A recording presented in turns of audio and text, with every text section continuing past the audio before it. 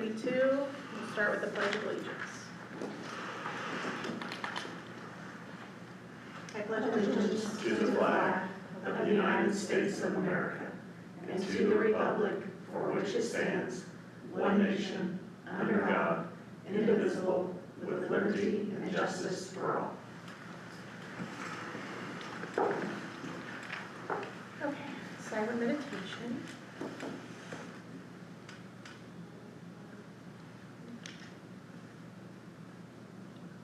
Agenda and minutes. Can I get an approval for the March 30th, 2026 agenda and minutes from the March 23rd, 2026 meeting?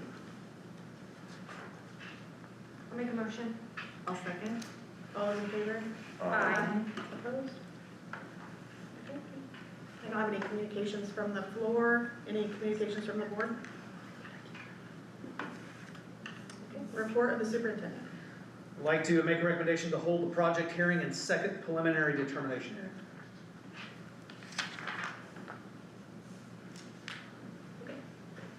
Can I get a motion to hold the project hearing and second preliminary determination hearing? I'll make a motion. I'll second. Okay. So our next item on the agenda is for the board to hold a project and preliminary hearing on the proposed project. If you are interested in speaking at the hearing, please make sure you have signed the sign-in sheet at the back of the room, which should include your name and address. After a presentation by the administration and its advisors, there will be an opportunity for the public to make comments about the project. At the hearing, we will ask that each person limit their comments to 3 minutes and that the topic be limited to the proposed project under consideration. The notice of this preliminary determination hearing was published as legally required. The first preliminary determination hearing was held on March 23rd, 2026. At this time, I will ask that Dr. Williams explain the purpose of this hearing. Pursuant to Indiana Code 2026-737, before a school corporation may spend more than $1 million to build, repair, or alter a school building that will be financed by a lease or bonds, it must hold a public hearing at which explanations of potential value of the project to the school corporation and community are given. Similarly, pursuant to Indiana Code 6.1.1-20-3.1, a school corporation must hold 2 public hearings and adopt a resolution to preliminary determine to issue bonds or enter a lease for a project which has a total project cost in excess of a non-controlled project, or if the school corporation has a debt service fund tax rate above a certain amount. These public hearings and the adoption of resolutions are the very beginning of the legal process. These resolutions establish the maximum financial terms for the proposed project. We will now hear from the superintendent about the process of determining and communicating the project to the community and the need for the project. I just want to just go over a little bit I did in our last meeting last month. This is the second meeting we've held regarding this, with some items that I had discussed last time for the need. You know, there's several items that the school corporation, as far as projects go, need.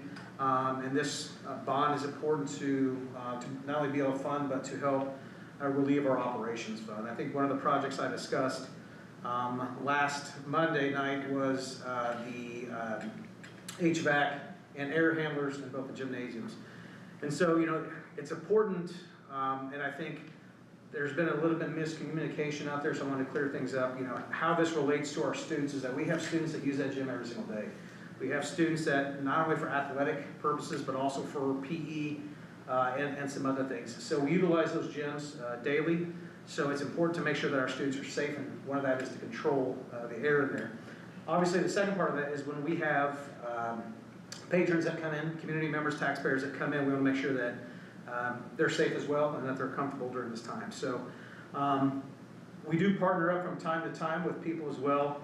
The importance of the partnership is not only to partner up with our community and our taxpayers, but also it benefits our students. One of the ones I mentioned last time was the Badlands, and how that benefits our students is that we partner with the Badlands right before Christmas this year, as well as Budrose. They came into our school corporation. They were able to, Budrose provided meals to 400 to 500 of our students, of our community members, of our taxpayers, as well as provided, the Badlands did, 1 free unwrapped gift for our students. So we have students that may not have been able to receive anything, and this is a great way for them to come in and not only get a great meal from Budrose, we appreciate their assistance, as well as get the service for the Badlands with that. I mentioned last time the Parks Board, how that benefits our students is that since we don't currently have a park pool, the students are able to come in during the park program in the summer and utilize our pool. Some of that includes not only just the swimming, but also learning some things about water safety as well. So there's a lot of other people that we partner with. It's important for all school corporations to do this. We are a community school corporation. We welcome the community. We want to make sure that the first thing is the safety for our students and for our community. And the issues of this would definitely ensure that we do that.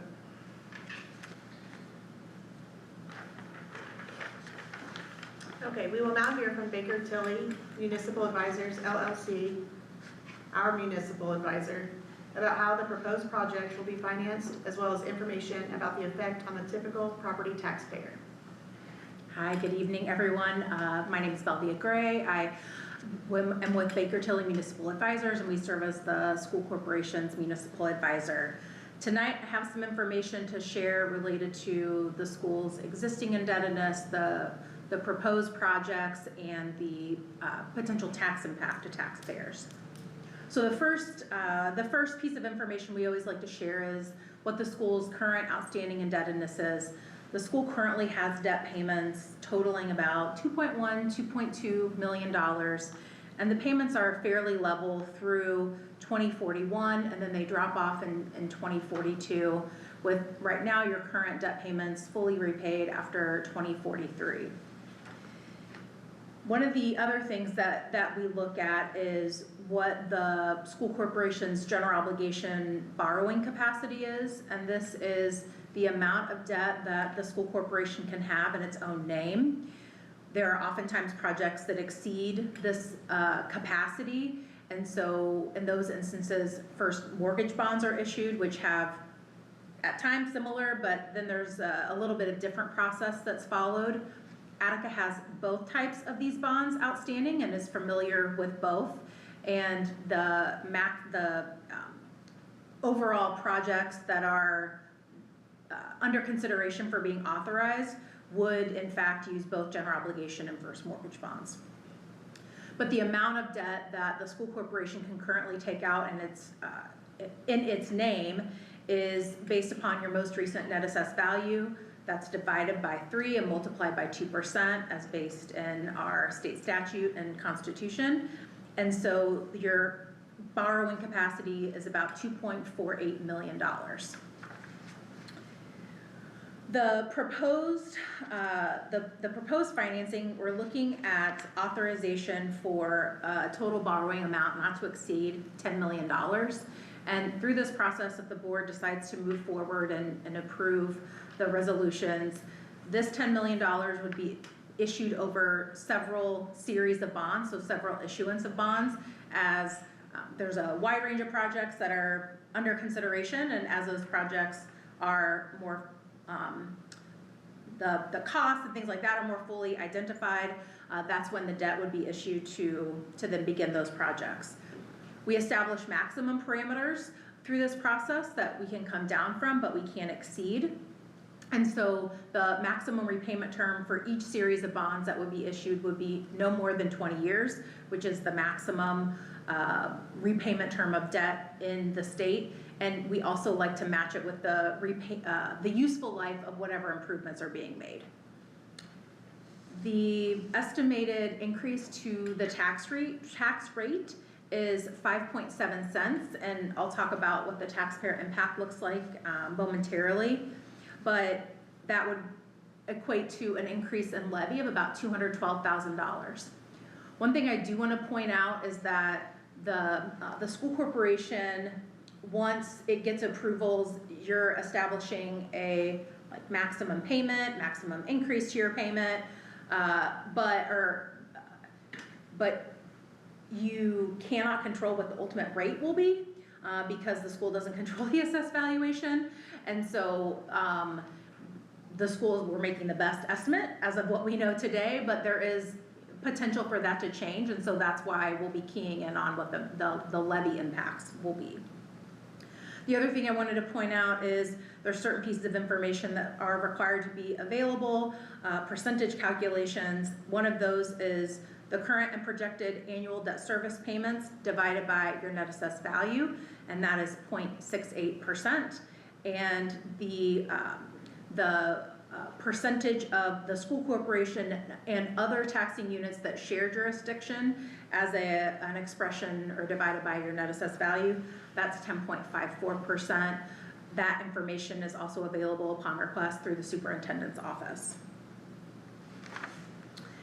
All right, so the way that we've structured this out, the potential repayment could go a few years beyond where your current debt sits at 2043, so it could extend beyond that. It's going to depend on the timing of the issuances. And for purposes of the structuring, we assumed 3 separate issuances with a combination of general obligation and first mortgage bonds. So looking at the annual and monthly tax impact for taxpayers, one thing I want to note is that because these projects, the tax impact is within the tax caps, what that means is to the extent that you are a taxpayer who is already at the tax caps, even though I'm talking about a tax impact, your personal tax bill impact would not change as a result of this issuance. What will happen is the school corporation and other units that serve a taxpayer, the amount of tax credits might increase, so it may impact the amount of revenue the school receives in a negative fashion. They would receive less revenue, but in terms of a taxpayer impact, it would not change your bill if you're already at the caps. If you are not at the caps, then you will likely see some increase to your overall tax bill, but it could be up to the 5.7. It kind of just depends on what your assessed value is and where you are in relation to the caps. For the median home value within the school corporation at $139,000, the monthly impact would be about $2.55 or $30.60. And I have a range of home values here. Again, this information is publicly available, and you also have information that taxpayers have information that's available to them in terms of their own personal tax situation.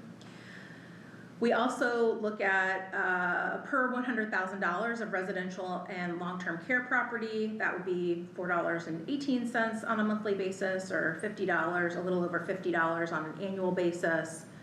Per $100,000 of commercial and industrial property, per $100,000, $4.75 or $57 a month, or excuse me, a year. And then per 1 acre of agricultural land, I know your community has quite a bit of agricultural land, so I want to make sure I point this out. This is based on the base rate, which is $21.20 for taxes payable in 2027. So again, it's going to be different depending on whatever productivity factors are applied there. So that monthly impact is 10 cents or a little over $1 annually. And then to the extent assessed value changes, the tax impact there, plus or minus 1%, would be 0.0067 cents. So less than a penny, depending on where assessed value lands. That's all I have. We will now open the public hearing. There's no one signed up to speak. So we'll skip that part.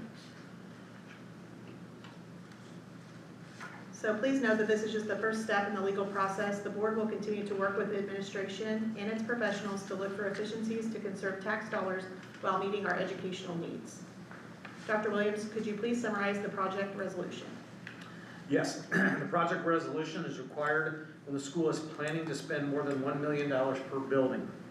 It contains the estimated hard and soft construction costs and the cost of issuance, and establishes the total project cost. It also contains the estimated tax impact. Could I have a motion and second to adopt the project resolution? I'll make a motion. I'll second. Any questions? One thing I did want to ask a question about, and more to clarify, because this I think is also kind of a misconception that I've seen, is the $10 million that we're proposing is not $10 million that we have to spend. Correct. I just wanted to kind of put that out there for the record as well. Yes. It's really going to be needs-based, but that is our cap. Yes, correct. Yeah, absolutely. Our expectation would be that the debt would not be issued until a project has been identified and you have cost estimates in hand in order to issue them. Yeah. Perfect. Thank Yep. you for that Mhm. clarification. All those in favor? Aye. Opposed? And then, Dr. Williams, could you please summarize the preliminary determination resolution? Yes, the preliminary determination resolution is required when a school is planning to finance more than a certain amount for a given facility. It contains the total project cost, maximum annual payment and lease term, and other financial terms such as the estimated principal amount and tax impact. Could I have a motion to adopt the preliminary determination resolution? I'll make a motion. I'll second. Any questions? All those in favor? Aye. Opposed? All right, and then Dr. Williams, could you please summarize the reimbursement resolution? Yes.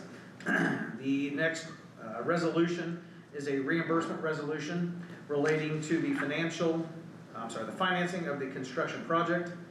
This resolution permits the school corporation to reimburse itself from bond proceeds for any cash which it might spend on the project prior to the closing on the bonds.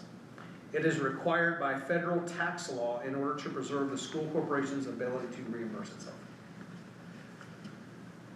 Okay, can I have a motion and a second to adopt the reimbursement resolution? I'll make a motion. I'll second. Any questions? All those in favor? Aye. Opposed? Okay, this will end our public hearing and we'll resume our scheduled meeting. Okay, so if we jump down to number 5, I guess I should ask you, you want to just do it all together and have you 3 and you 2 will abstain from vote? Okay. All right, so let's do it all together. Can I get a recommendation to approve the March 30th, 2026 personnel sheet? I'll make a motion. I'll second. All those in favor? Aye. Opposed?